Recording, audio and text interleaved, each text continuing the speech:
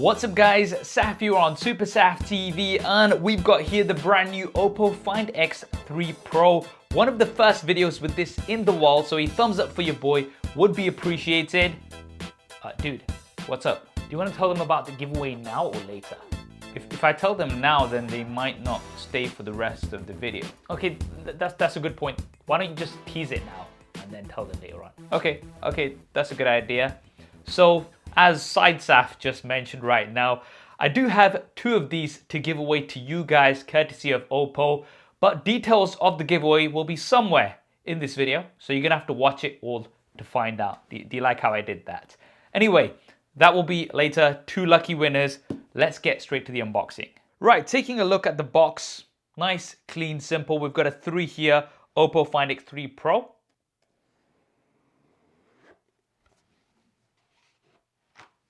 And inside the box, as well as the device, there's a USB Type A to USB Type C cable, a SuperVOOC 65-watt charger, which can charge the Find X3 Pro from 0 to 100% in just around 35 minutes. It's a little bit surprising having a charger included out of the box, isn't it? As well as that, inside this box, we get some paperwork, a SIM card tool, a case, nice touch having a case included, and this OPPO card. And this is an OPPO International Warranty Service Travel Worry-Free card. Right, now let's get to the device. Okay, that looks very unique. I've not seen something like this before. The camera module kind of curves up, so it kind of like just rises from the body itself. It's not like a separate module or anything. The glass is actually all one piece. It's a unibody piece of glass at the back. Now, OPPO have said that each piece of glass takes around 40 hours to make. I'm assuming they have lots of these happening at the same time. Otherwise, we would have a very slow production process. And I do quite like it, especially with this matte blue finish, which doesn't attract as many fingerprints. There is also a gloss black finish, if that's what you're into, but that will get lots more fingerprints. We've got a metal frame, and then there's curved Gorilla Glass 5 panels on the front and back. Now, I'm not sure why OPPO have not gone with the latest Gorilla Glass Victus. We do have Gorilla Glass 5. Maybe it was to be able to do this process, they had to go with Gorilla Glass 5. I don't know. We've got IP68 water and dust resistance, and this is pretty light, coming in at around 193 grams, which for a flagship device these days, we're seeing an average of around 220, 230 grams. So it's pretty light. And at its thinnest point, it is around 8.26 millimeters thin. Let's now move over onto the front. So we've got a 6.7-inch OLED display. The bezels and the punch-out format is quite similar to what we had on the Find X2 Pro last year, but we do have some key improvements. So this is a Quad HD Plus 120Hz display. The key difference here is that this is an LTPO display. What that basically means is that you've got a dynamic refresh rate, which means this can go all the way down to around 10 Hz when you're viewing static content, and all the way up to 120 Hz when you are scrolling and needing that faster, smoother motion. And this really helps preserve battery life. OPPO have said around 30% improvement in battery life. Support for HDR10 Plus with a peak brightness of 1300 nits. And in terms of my first impressions, this display does look very, very good. It's sharp, it's vibrant, and it's also very smooth thanks to that high refresh rate. Now let's move on to the cameras, where there's been some major changes. So for the first time on any smartphone, I believe, we have two of the same sensors for the primary as well as the ultra-wide camera. We've got the Sony IMX766. So generally when we have ultra-wide cameras, they are using an inferior sensor to the primary sensor. But no, OPPO has gone all out on both of these cameras. They are both 50 megapixels. The primary camera does have optical image stabilization with an f1.8 aperture. The ultra-wide camera has electronic image stabilization with an f2.2 aperture.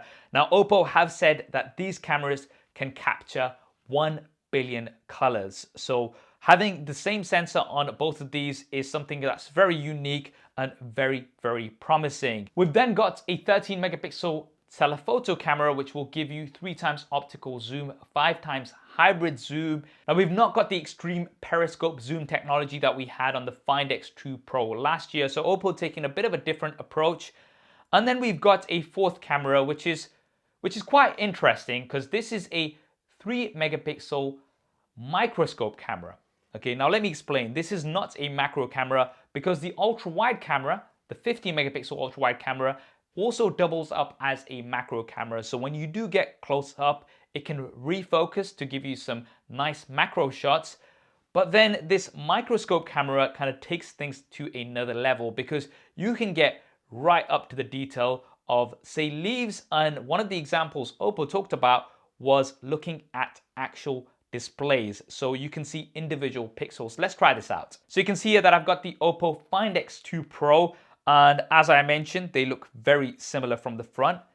Let's put this flat down and we'll activate the microscope camera. Right, so microscope camera is actually activated, and even though I'm right close, things have not started to get in focus, but when I'm almost touching the display, you can see the individual pixels. Look at that, that is insane.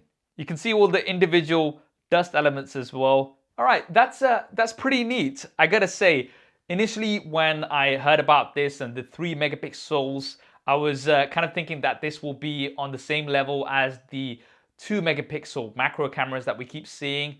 But this is actually a different take, and I think you'll be able to get some really nice abstract images for wallpapers and things like that. And I think that's kind of the intention of this camera. Now, of course, I would have liked to have a higher resolution, so it would give it more usage.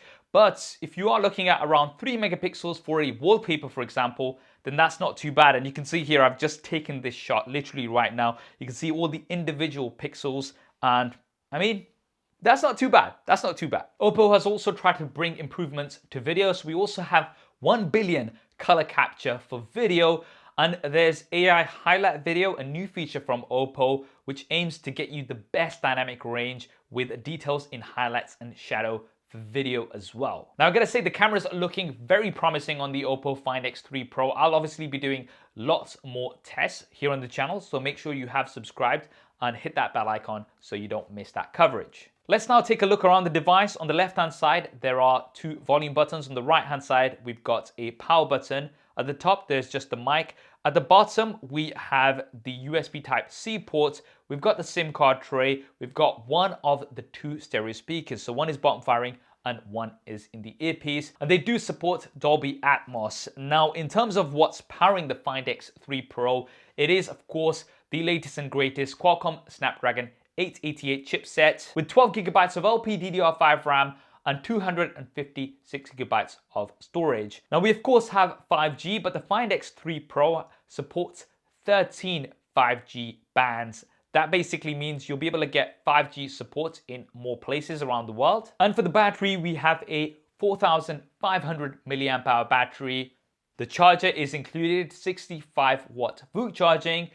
But one thing that we have this year, which we did not have last year on the Find X2 Pro, is wireless charging. And this is 30 watt AirVOOC wireless charging, which can give you a full charge in around 84 minutes. So obviously it's going to be slower compared to the wide charging, but it is much faster than traditional wireless charging. I'm glad this is here. Reverse wireless charging is also supported at up to 10 watts, which is again, very, very fast compared to the competition. And for the software, we've got ColorOS 11.2 based upon Android 11. I really do like ColorOS. It's improved so much over the years, and we've got lots of useful features such as a customizable always-on display, 3-finger screenshots, like so. And the Find X3 Pro will be priced at around £1,100, so up there with the flagships. What do you guys think of the Find X3 Pro? Definitely let me know in the comments below. And as mentioned by SuperSaf at the start of this video, we do have a giveaway. I've got 2 of these to give away to you guys, and I'm going to keep it very simple to enter. There will be a Gleam link down in the description, and you just have to subscribe to SuperSaf as well as my podcast channel, SuperSaf Speaks.